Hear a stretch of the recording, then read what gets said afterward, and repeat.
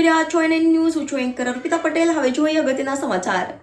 સુરતની સ્મીમેર હોસ્પિટલ કે જ્યાં અનેક દર્દીઓ સારવાર માટે આવતા હોય છે, ત્યારે આજે સ્મીમેર હોસ્પિટલમાં માનુની ફાઉન્ડેશન અને છોટા સા કદમ એનજીઓ દ્વારા બહેનોને સેનેટરી પેડ તેમજ નવજાત બાળકોને કપડાનું વિતરણ કરવામાં આવ્યું હતું. આ પ્રસંગે હોસ્પિટલ સમિતિ ચેરમેન મનીષાબેન આહિર તેમજ તબીબો અને નર્સિંગ સ્ટાફ ઉપસ્થિત રહ્યા હતા.